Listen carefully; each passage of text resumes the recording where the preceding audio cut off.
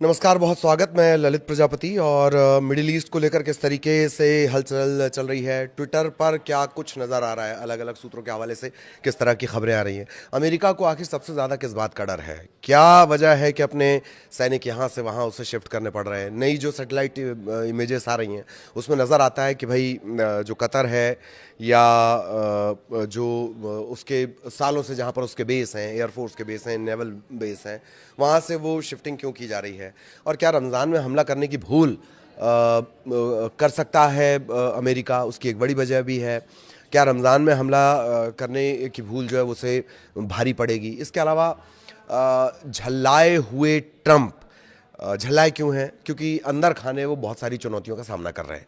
एक तो वहाँ के सुप्रीम कोर्ट ने जिस तरह से फटकार लगाई है, उसके अलावा जो खुद उनकी पार्टी के सीनेटर हैं, रिपब्लिकन के जो सीनेटर हैं, डेमोक्रेट्स हैं, रिपब्लिकन हैं, दोनों ही तरफ से एक प्रेशर अब वो अंदर ही अंदर खुद झेल रहे हैं। फिर अचानक से वो कह देते हैं कि 10% टैरिफ मैं दुनिया पर लगा दूंगा। इन सब के बीच इसराइल की जो मनमानी है, इसराइल की जो भूख है, उसको लेकर जानकार क्या कह रहे हैं? क्या वो ईरान पर कब्जा करने से रुक जाएगी, या अमेरिका के एक जो सीनेटर हैं, जो इजराइल के बहुत प्रबल समर्थक हैं, वो ये क्यों दिखाते हैं नक्शे में कि जो इजराइल है उससे तो भाई ये तमाम जगहों पर वो कब्जा कर सकता है, इन तमाम ये जगह उसी की हैं, इजराइल की हैं, मतलब इतिहास का रेफरेंस देकर। तो उसमें तो सारे मुल्क आ जाते हैं, अरब कंट्रीज। इसी के इर्द गिर्द चर्चा करेंगे, लेकिन सबसे पहले अपडेट्स क्या हैं, किस तरह की जो ब्रेकिंग्स आ रही हैं वो जान लीजिए। US official say that the relocating of 100 of personals at a major military base in Qatar ahead of a possible strike in Iran। ABC news के हवाले से खबर है, अमेरिकी अधिकारियों का दावा है ईरान में संभावित हमले की आशंका को देखते हुए कतर के एक प्रमुख सैन्य अड्डे पर तैनात सैकड़ों कर्मचारी स्थानांतरित किए जा रहे हैं। सीआईए के एक पूर्व कर्मचारी हैं जॉन किरियाकू, उनका दावा ये कि ट्रंप ने सोमवार मंगलवार को ही ये अटैक करने का प्लान किया था और फैसला इस तरह से उन्होंने कर लिया है। लेकिन जो दो खास लोग हैं वो इसके खिलाफ हैं। आप जानते हैं वो दो लोग, जेडी वेंस और तुलसी गैबार्ड, इन्होंने इस बात से असहमति जताई है कि नहीं, अभी हमला नहीं करना चाहिए। ये बात बहुत पुरानी हो गई कि उन्होंने 10 दिन का अल्टीमेटम और 10 दिन का समय दिया था, वो हर रोज़ बदलते हैं। इजराइल की जो जेरिको 3 बैलिस्टिक मिसाइल है उसको लेकर बहुत बातें कही जा रही हैं और इनकी रेंज 4800 से लेकर 6500 किलोमीटर तक है। इजरायली सेना इजीली टारगेट कर सकती है। जेरिको 3 मिसाइल की चर्चा क्यों हो रही है? दूसरी बात यह है कि ये 2011 से इसका इस्तेमाल कर रहे हैं और वॉरहेड ले जा सकती है, न्यूक्लियर वॉरहेड ले जा सकती है। तो इजराइल ने तो कभी नहीं कहा, या उससे तो कभी नहीं पूछा गया कि भैया आपके पास क्या न्यूक्लियर पावर है। फिर इस मिसाइल का ज़्यादा से ज़्यादा इस्तेमाल, न्यूक्लियर वॉरहेड के तौर पर इसका इस्तेमाल क्यों नहीं किया जा सकता? क्योंकि इजराइल से कोई खबर तो कभी बाहर नहीं आती। तो 1300 किलोग्राम तक इसका जो पेलोड वजन है, 29,000 किलोग्राम इसका लॉन्च वजन है और एक 150 से 450 किलोटन के बीच का ये वॉरहेड लेकर जा सकती है अपने साथ हथियार। बैलिस्टिक मिसाइल है। ईरान ने यह भी कहा है कि अगर अमेरिका या इजराइल युद्ध शुरू करते हैं तो उसका जो रिएक्शन होगा वो व्यापक और असीमित होगा। इसके क्या मायने? ईरान के जो सैन्य कमांडर हैं उनका ये बड़ा बयान है। उसके मानी ये निकाले जा रहे हैं कि अमेरिका युद्ध को छोटा से छोटा रखना चाहता है, लेकिन ईरान उसे लंबा खींचेगा। सबसे पहला टारगेट होगा इजराइल, इजराइल के बाद अमेरिका के जो बेस हैं। आयतुल्ला और मुल्लाओं के पास एक ही विकल्प है कि आप जबरन हटाए जाना चाहते हैं या आप जाने का अवसर स्वीकार करना चाहते हैं। कौन कह रहे हैं? टेड क्रूज कह रहे हैं। यह हाल फिलहाल का उनका बयान है। इसके क्या मानी है? कुल जमा आपकी दिक्कत है खामनेई साहब, क्योंकि बीच में ये बात भी आई थी ना कि एक सीमित टारगेटेड ऑपरेशन किया जाए और खामेनेई और उनके बेटे को इसमें खत्म कर दिया जाए। तो आपकी मूल दिक्कत तो क्या है? खामनेई साहब, क्योंकि जिस तरह से उन्होंने खुद को खड़ा किया है, जिस तरह से वहाँ की आवाम उनके साथ है और जो उनका बेटा है, जिस तरह से वो काम करते हैं, इनके तरीके, उनकी स्वीकार्यता ईरान में, वो इतनी व्यापक है कि वो अमेरिका को डरा रही है।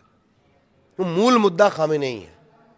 आप कभी कहते हो मिसाइल मूल मुद्दा है, कभी परमाणु मूल मुद्दा है, कभी जो आसपास के ग्रुप हैं हिजबुल्ला, यूथ हूती, आप जो उन्हें सपोर्ट कर रहे हैं वो मूल मुद्दा है, या फ़लस्तीन के प्रति जो आपके सेंटिमेंट्स हैं वो मूल मुद्दा है। नहीं, जानकार कह रहे हैं मूल मुद्दा खामनेई साहब है। और आपने देखा ही होगा 22 बहमन जो वर्षगांठ थी इस्लामी क्रांति की, 79 की क्रांति की, जो याद में मनाई गई, 1-1.5 करोड़ लोग एक व्यक्ति की आवाज पर सड़कों पर चले आ रहे हैं और कह रहे हैं कि हम आपके साथ हैं। ये डर है। तो जो टेड क्रूज हैं वो कौन है? अमेरिकी सीनेटर हैं, टेक्सास के कट्टरपंथी सांसद के तौर पर इनकी पहचान है। ट्रंप के बहुत करीबी हैं और इजराइल के बहुत जबरा समर्थक हैं। तो वो धमकी किस तरह से दे रहे हैं? The Ayatollah and the mullahs have a choice. Do you want to be forcibly removed or do you want to accept the opportunity to leave? या तो भैया खुद हटा दो वरना हम हटा देंगे। ये विचार है, इससे आप समझ सकते हैं। इधर एक अपडेट चीन से भी है। ये बात क्लियर हो गई है, सूत्रों के हवाले से खबर आ रही है कि जो चीन है वो ईरान को मिसाइल और ड्रोन क्षमता का विस्तार करने में उसने बहुत मदद की है और मदद आगे और करेगा। लेकिन उससे ज्यादा मार्के की बात है, चीन हालिया उपग्रह चित्र और खुफिया जानकारी के माध्यम से भी काफी सहायता प्रदान कर रहा है। सैटेलाइट इमेजिंग जिसके जरिए आप पता करते हैं, सबसे जबर सैटेलाइट और टेक्नोलॉजी पे काम चाइना का है। अगर वो इनपुट प्रोवाइड करेगा तो वो ईरान को बहुत मदद करेंगे, बहुत ज्यादा मदद करेंगे। मात्र इतनी ही मदद अगर उसने कर दी तो, मदद तो और भी बातें निकलकर सामने आ रही कि और मदद की जाएगी चाइना की तरफ से, लेकिन अगर ये इनपुट ही, खुफिया जानकारी ही चाइना को मिल गई, ईरान को मिल गई, चाइना ने उसके लिए जुटा दी या शेयर कर दी, शेयर नहीं करता है चाइना, लेकिन अगर यही शेयर कर दी तो भी ये युद्ध को एक तरफा होने की पूरी संभावनाएं खत्म कर देंगे। इजराइल ने, अब जरा था थोड़ा पड़ोस में आते हैं, इजराइल ने हिजबुल्लाह के रॉकेट शस्त्रागार की बड़े पैमाने पर आवाजाही का पता लगाया है, जो क्षेत्रीय युद्ध में भाग लेने की तैयारी कर रहे हैं। Regional war, participate in regional war, ये शुरुआत से कहा गया ईरान की तरफ से कि हम इसे क्षेत्रीय वॉर में तब्दील करेंगे, और जो छोटे छोटे जो ग्रुप्स हैं जिन्हें ये कहा जाता है कि आतंकी ग्रुप्स हैं, वो मदद करने को तैयार हैं। तो हिजबुल्लाह क्या असर डालेगा? हिजबुल्लाह की स्ट्रेंथ देख लीजिए आप। लेबनान स्थित शक्तिशाली ईरान समर्थित शिया सैन्य और राजनीतिक संगठन है, दुनिया के सबसे मजबूत गैर सरकारी सेनाओं में से एक। इसके पास लगभग 20,000 से 50,000 लड़ाके हैं। मैं सिर्फ लड़ाके बता रहा हूं, और लेबनान की सेना से ज्यादा ताकतवर ये है। माना यह जा रहा है कि इसके पास 1,20,000 से लेकर 2 लाख से ज्यादा मिसाइल और रॉकेट हैं, जो इजराइल के लिए एक बहुत बड़ी चुनौती है। और जैसे कि मैंने आपको बताया कि ट्रंप की योजना पहले ईरान के सर्वोच्च नेता और उनके बेटे की हत्या करने की है। ये अभी भी इससे इनकार नहीं किया जा सकता लिमिटेड स्ट्राइक के मामले में।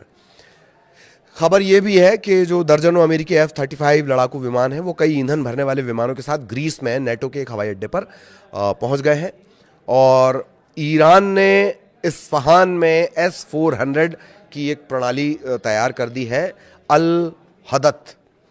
ये S-400 क्या बला है? S-400 वही बला है जिसने ऑपरेशन सिंदूर में जो पाकिस्तान के तरफ से जो हमले हुए थे उससे बिल्कुल उसका कोई असर नहीं पड़ने दिया भारत पे।